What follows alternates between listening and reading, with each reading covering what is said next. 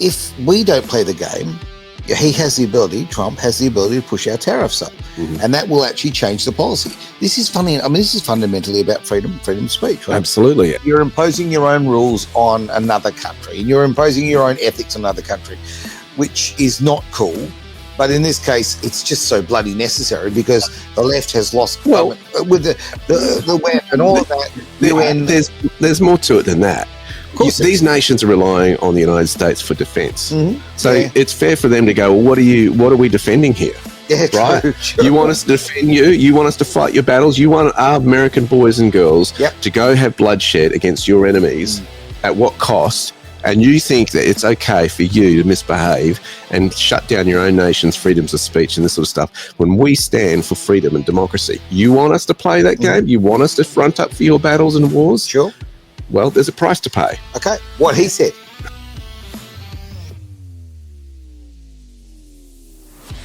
Well, hello and welcome to The Greater Wealth here on Edge Radio Australia. The gentleman to my right, he is the mind behind all of this, the genius, as it were, in the department of creating a greater wealth.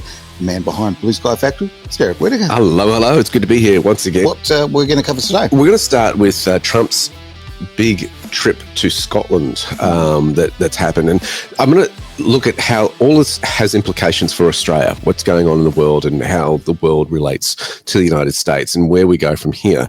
It was a very interesting sort of meeting that he had with Ursula back the other week when she visited him. She flew up to Scotland to visit him at his golf course there. And of course, you know, you're kind of doing deals when he's away from home on his territory. It's kind of an interesting dynamic. Strange, isn't it? Yeah. I did notice how he was very firm on the fact that his mum's from Scotland and all of that. Yeah, got to make sure that, I know you've laid the ground that, you're in charge. This is your heritage too, right? That's right. You won't see him wearing a kilt, though, I doubt. But have a look at the posture that both of them held. This is before the press conference went live. And I just want to, there's volumes. This image speaks volumes. And this is probably what you won't see on the mainstream media. Check this out. Well, thank you very much. It's a beautiful Sunday in Scotland. And we thought we could cut things short and certainly travel distance, right, by having our meeting here. So we discussed options, and it's an honor to have the President of the European Union with us. Ursula's been really done a terrific job. I cut it off there for this reason. Look at her body language. It speaks volumes. It really does. Well, I did enjoy the pregnant pause to start with. There was a lot of silence there, wasn't there? And I appreciate they're obviously ready to go onto air, but geez. She's not relaxed. No. She's not relaxed. He's confident the way he's sitting forward and that sort of thing. It's like, yep, let's have a chat. I'm in control here. And I think it kind of reflects a lot of the deal that's gone down with, of course, what's been negotiated. Trump thinks it's a fantastic deal. We'll hear his comments in a moment, but let's look at the nitty-gritty of this. And I'll present both sides. I'll even quote the World Economic Forum, so fasten your seatbelt for that. We might need to breathe into a paper bag. But look, from the White House, they've said that the EU is going to purchase $750 billion of US energy. Okay. And make new investments of $600 billion in the US, all by 2028. What they're doing is reached a cooperation agreement on reciprocal, fair and balanced trade. It's a deal where US farmers, ranchers, fishermen and manufacturers increase their exports from the US to the EU, expand business opportunities, reduce the goods trade deficit with the EU. They'll remove significant tariffs to the EU, including the elimination of all EU tariffs on industrial goods, US industrial goods, American-made, American-good growns to compete and win in Europe. They want to look at fueling exports, expanding production, allowing American businesses of all sizes to reach millions of new customers across the Atlantic. And of course, this is really interesting because EU has really controlled its borders as tightly as it can, especially even in the digital space, where you go to a website these days and it says, we put cookies on a website. That's all because of what the EU did and imposed upon the world. Okay. And so it's kind of like shifting this. Now, there's going to be big investment in the United States and the EU, $600 billion. And of course, this is in addition to over $1 billion of EU companies already invested in the US every year. They're going to be unleashing US energy. The tariff barriers are coming down. The tariff barriers for US industrial exports are coming down, non-tariff barriers for US agriculture experts. It's a lot. The WEF, though, they don't think it's such a great idea. The World Economic Forum. Don't we love them? Well, this is from their website. German Chancellor Friedrich Merz has criticised the deal as hurting both the US and EU, saying it will cause considerable damage. Germany is Europe's largest exporter of goods to the US, followed by Ireland, Italy and France. And French Minister Francois Bayrou said that it was a dark day for the EU. They're concerned about rising inflation, its impact on economic growth in Europe, and they're bad-mouthing it, basically. Yeah, it sounds that way. So if we have a look at Trump's summation of it just now in the next video, it's really, really interesting. Of course, he's selling it to us, and he thinks it's a great deal for the United States. He's a great salesman, though. This started months ago, this negotiation. So we knew pretty much what we were getting into, and we were able to make a deal that's very satisfactory to both sides. So it's a very powerful deal. It's a very big deal. It's the biggest of all the deals. It will be the biggest of all the deals. So we're very honored to have done so, and your staff has been fantastic, and they've worked together very long and hard. If you didn't get it, it's a big deal. I've noticed that.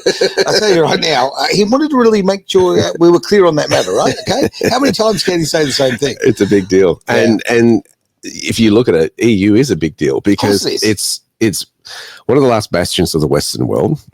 What Vance went over and did there earlier this year in terms of talking in Germany and saying we held this common truth of freedom of speech and we don't feel that that's been upheld here, and you want our defense and support, why would we, without saying it, basically, why would we support something that we go, hey, this is important to us and you're not upholding the end of the deal here?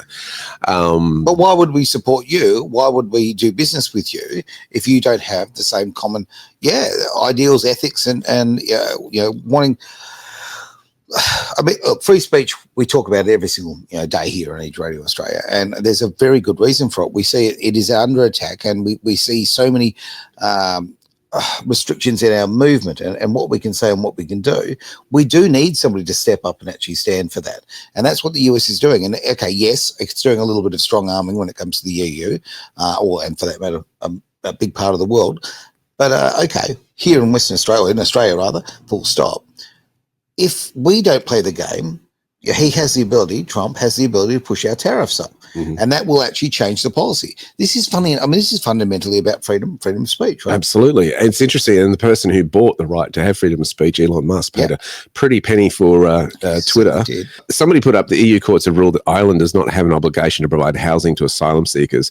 And this comes a day after Irish courts ruled that we have no such obligation. The EU should have absolutely zero say over who's entitled to housing in Ireland. What happened was Elon responded to that response by saying Ireland should leave the EU. All countries should IMO.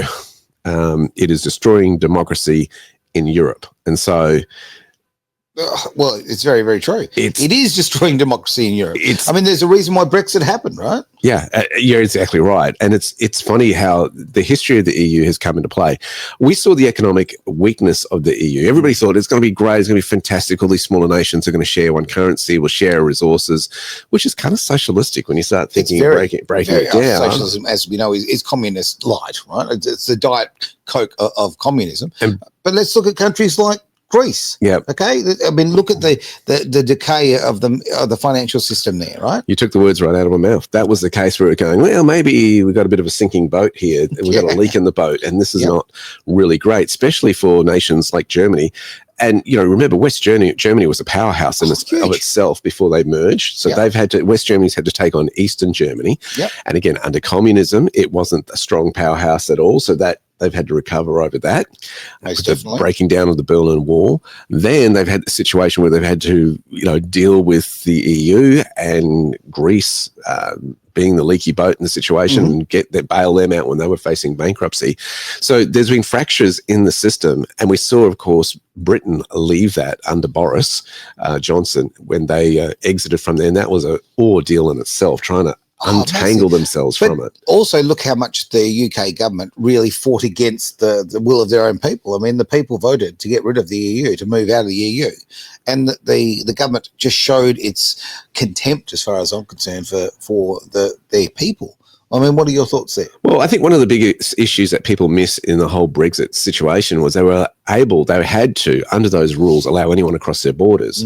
Rather ironic when you think about what's going on in England now, where they've had so many channel crossings lately, and they're all rising up and going, you have allowed all this, you've broken our borders, you've allowed all these foreigners in through France, and just turn it in complete blind eye to it. It's very ironic. Well, let's use this opportunity as well. Okay, for those who are watching this, you may not have seen this on mainstream media, or you definitely won't see it on mainstream media. You have to go look elsewhere. But there have been massive protests in the UK about this. Okay? Yes. It is not being shown. Certainly, the BBC seems to think it's just it doesn't exist. That's just in the last few days. Yeah, absolutely. There's just we're talking about hundreds of thousands of people in the street showing their people power. But the media, the corporate media, and the media who are very much controlled by funding that comes from government and the controls there, behind all of that. So this is a big deal. People are sick of it. People have had enough, and they want out of it. I mean, I'm looking at your screen now, and you've got these massive protests that are taking place. Manchester, Waterloo. There we go. London and Newcastle as well. Yeah. These are not small amounts of people. It's very impressive to see people power, but we need to keep the foot on the throttle, really. Absolutely. And you've got to do it for your kids. And I mean, I see people just showing such bravery, feeling like they're the lone soldier at times. And yet they're doing it, hey, I'm doing it for my children, I'm doing it for my grandchildren. And yes, it can feel like the lonely journey, as I'm sure you're familiar with. Felt it once or twice before, yeah. But I won't break out into Michael Jackson, you're not alone. But, it's a situation of, hey, there's a lot of people feeling this way. And that movement is building and building, and people are catching on as the information gets out. Very true. And of course, they don't want the information to get out, and that's really, really interesting. That's right. And people should be aware the information is getting out. People are talking about it. Pretty much everybody I talk to in every sort of level of life and business, and just whether they be in the awake community or the general population or whatever, people are talking about this now. It is now in the conscience of most people. Now, given that England, we've just been talking about them, has just passed rules that are really, really censoring the masses on social media and what they think. These questions, the journos threw them at Donald Trump when he visited Scotland, and they did so in front of Starmer.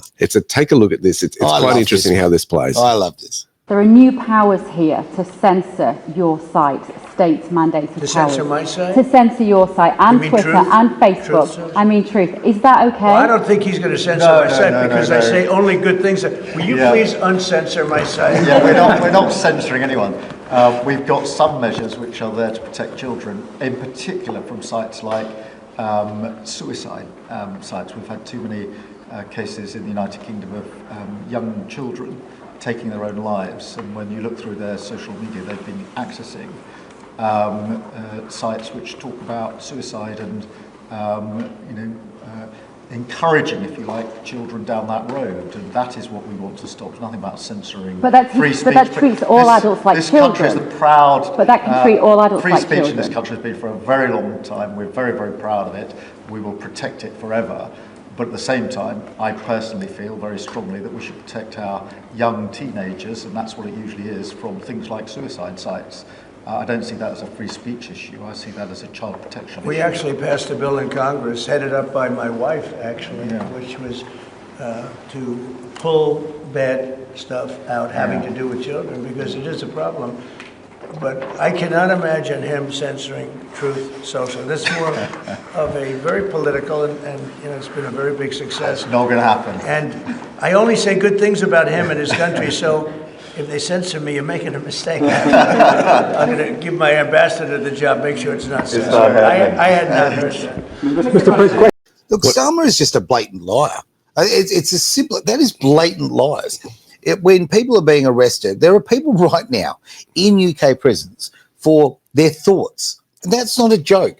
I mean, the people who are actually praying quite a distance away from an abortion clinic are now sitting in jail, right?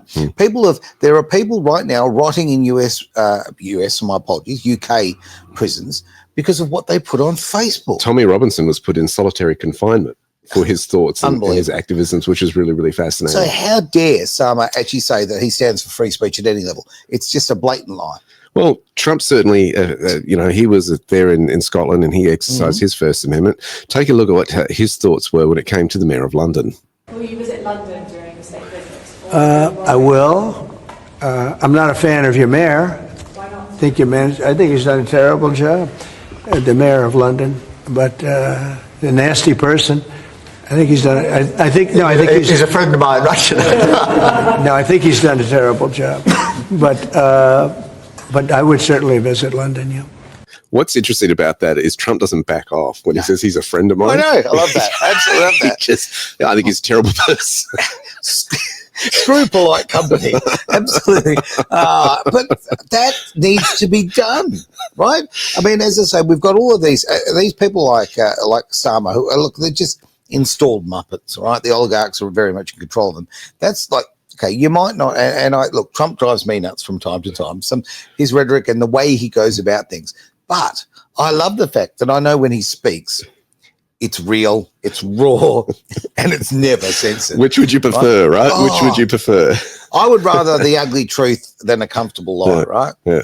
No doubt about it. And unfortunately, a lot of people can't handle the ugly truth. And this is not just isolated to the political space. I'm finding that also in the personal space and stuff like that, how much speaking the truth can get you in trouble. And I think this is what we've got to wake up to and realize, listen, truth comes at a price. Yeah, it does. But it's so important to tell it rather than to tell lies. Now, of course, you've got to pick your moments. You've got to just not be unwise about it. You've certainly got to be wise about what you know. As Trump would, I'm sure he knows a heck of a lot of what's going on behind the scenes in the world politics that he can't say publicly to the media when the cameras are rolling. However, you've got to pick your moments. And I think this is a big, big fight that, it's kind of like if you censor me with my Truth Social, well, where are we up to in terms of trade negotiations?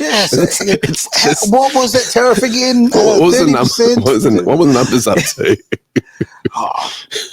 But I mean, okay, the US is a great experiment, right? Okay, the whole fact of that, they are literally United States and they all have very different laws and all that kind of thing. But the fundamental is that Constitution, and they really stick to that Constitution. Gee, I wish we had one. I know we have one, but we don't have a Bill of Rights, and we have a Constitution which is like, I don't know, half-baked.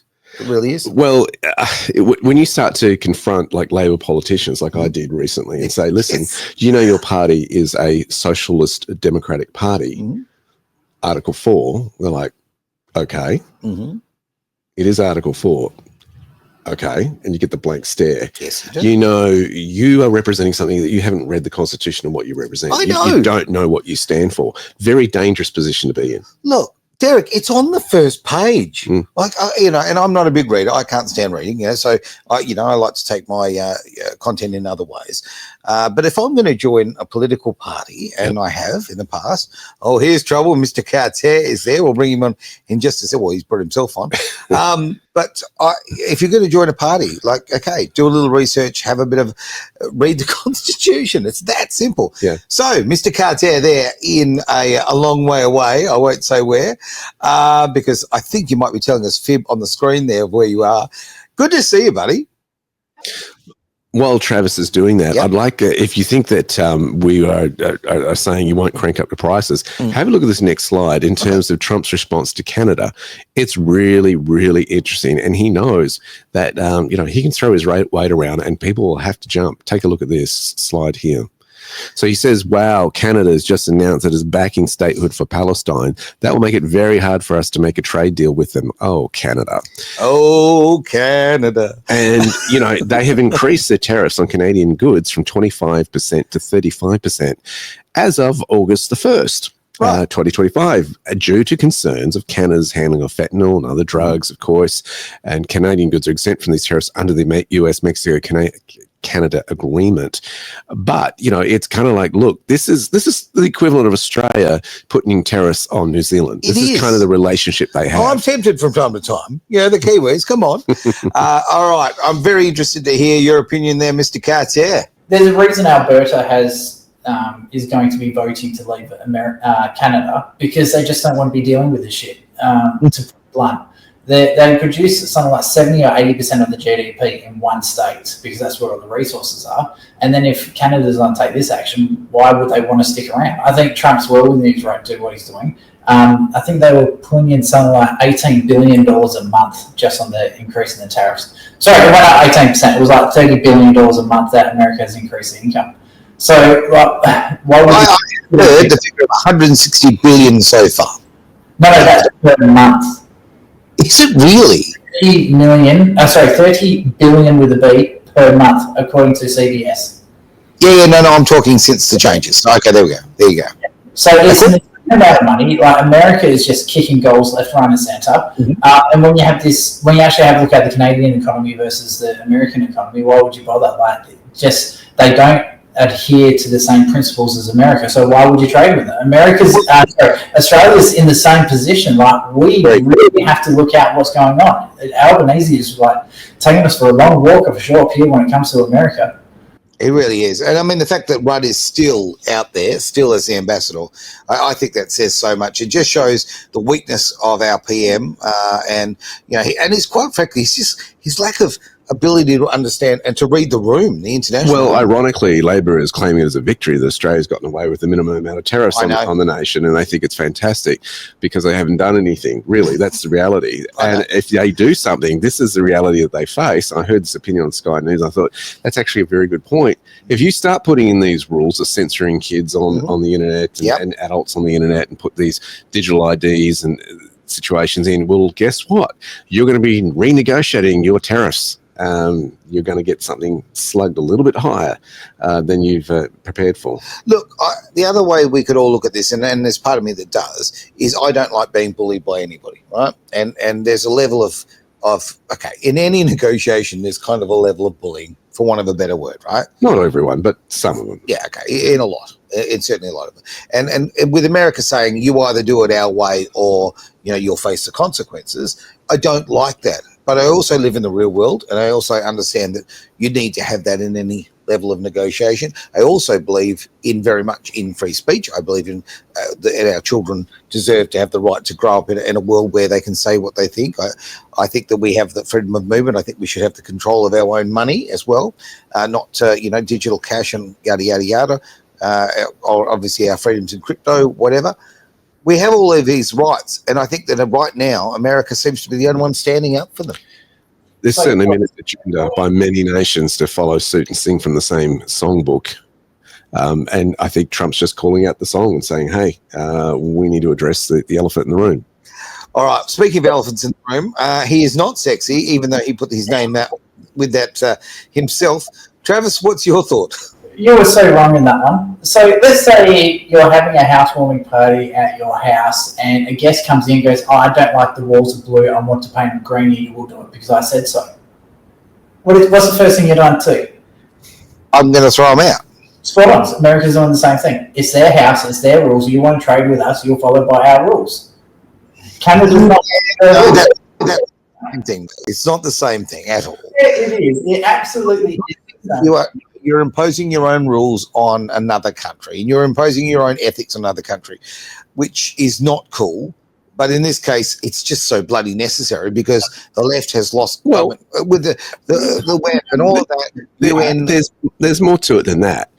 These nations are relying on the United States for defense. Mm-hmm. So it's fair for them to go, well, what are we defending here? Yeah, right. True. You want us to defend you. You want us to fight your battles. You want our American boys and girls to go have bloodshed against your enemies at what cost? And you think that it's okay for you to misbehave and shut down your own nation's freedoms of speech and this sort of stuff when we stand for freedom and democracy. You want us to play that game? You want us to front up for your battles and wars? Sure.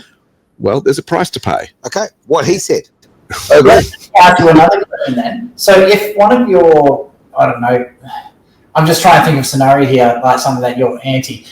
Let's say you've got a female friend who supports parental alienation. Right. She's no longer my friend. Spot on. So America does not support the removal of freedom of speech. So why should they be forced to be an ally with a country that does not share their opinions? Okay. Can't argue with that. No, fair call. Fair call.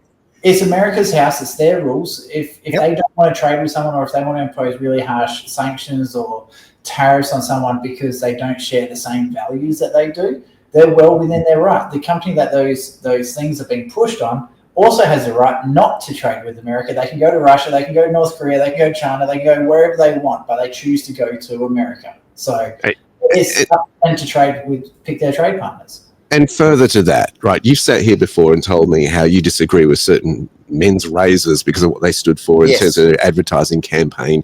So you took your economic choice elsewhere. It's the same for the United States. We've got all these customers, right? These are the ethics that we do. We should be able to do business with who we like. And if you don't want to play according to those rules, fine.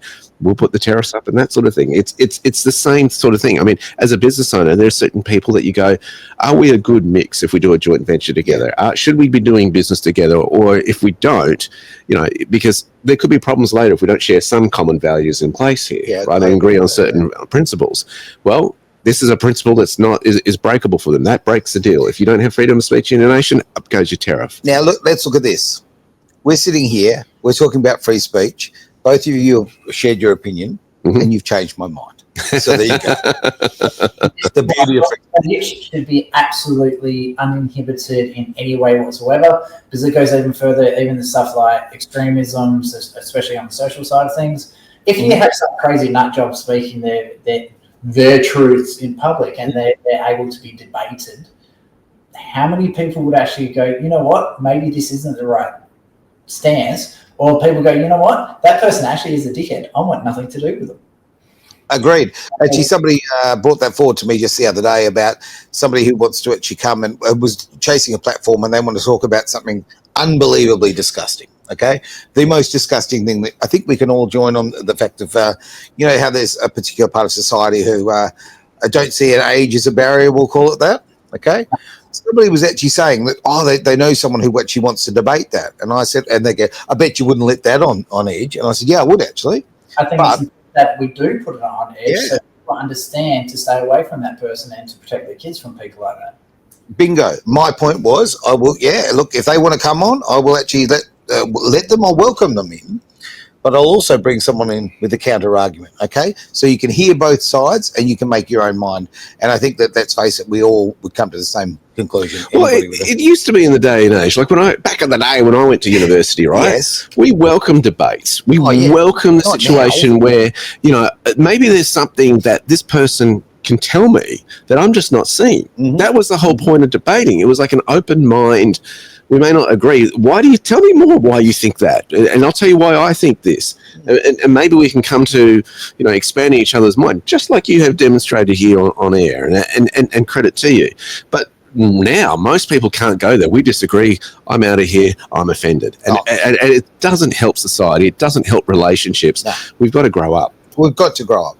And when I was growing up at school and further studies, all kind of thing, we did good old-fashioned debate, didn't we? And it was robust. And you didn't agree with the other person, but you brought your argument forward. And guess what? You might learn something. Yeah. What a surprise. And that was the accepted rules of engagement. That, hey, we're not here, but it's nothing personal. We're all trying to find truth.